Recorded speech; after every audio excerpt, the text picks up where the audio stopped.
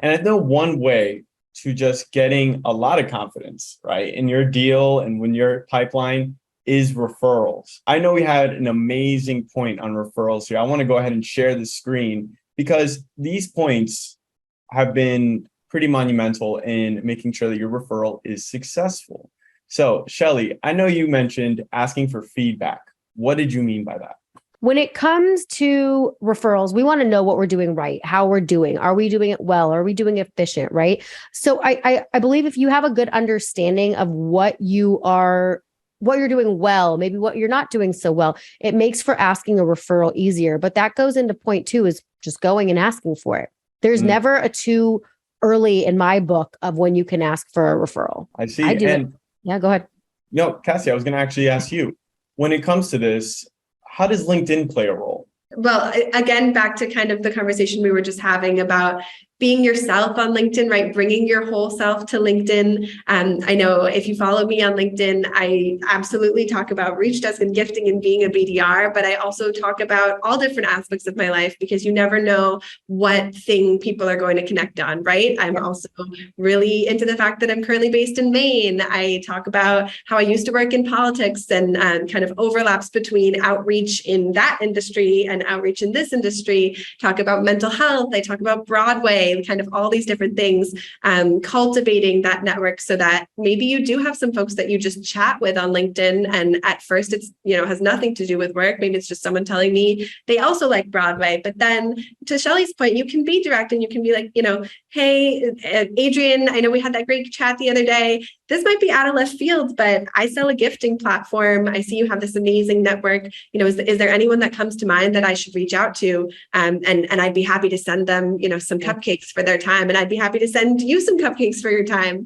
Obviously that's a little advantage in that point. But any of those kind of warm handoffs are obviously going to be so much better than a cold call or a cold email. I love that. I feel like I've used the word underestimate a lot here, but I feel that we underestimate, again, the power of referrals and we all get so scared because our mentality is we want to focus on what we currently have, which I totally understand and respect. Again, I'm guilty of it too. But when I say you could ask for it early, an example of that might be, it could be at the very first call. And I'll tell you what I've done a few times is I'll have a, quick intro call with a prospect.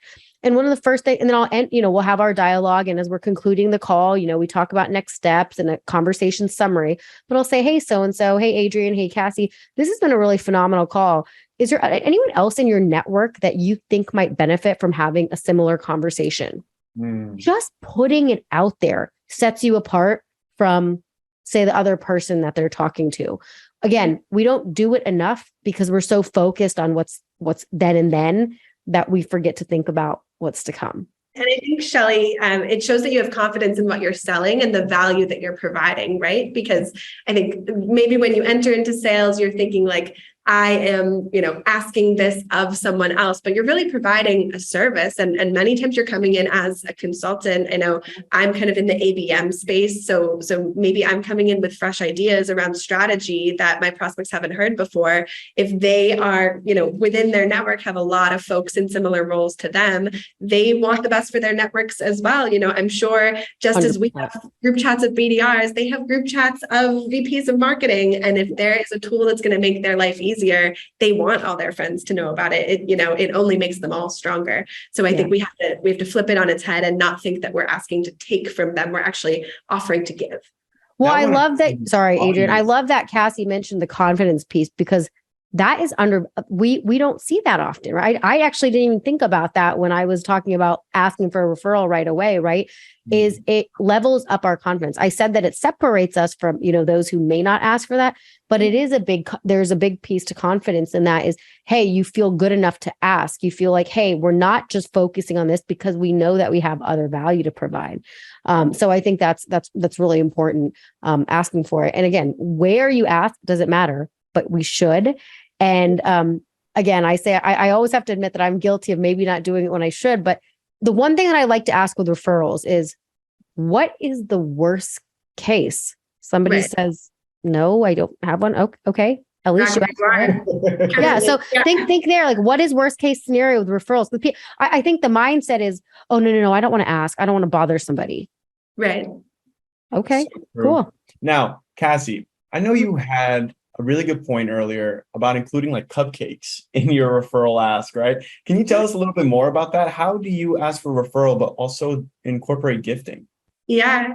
So I'm a BDR at Reachdesk, right? We are a global data-driven gifting platform. So I do have the luxury to get to use our tool every day. But gifting is in itself, it's one of the fastest growing channels of outreach for BDRs. And it is the channel with the highest return on investment. So we, as a user of Reachdesk, do have kind of the opportunity to get creative in our ask for referrals. I know some of my favorite emails that I've ever sent have been, matching a prospect's personal hobbies or interests with a gift that I can send them. And whether I'm asking them for a meeting or asking them for a referral, it could be something as fun as, hey, Shelly, I noticed you posted a photo of yourself scuba diving. Here's some new flippers for your next adventure. And I know maybe you weren't ready to talk to Reachdesk right now, but is there anyone else in your network who might be ready?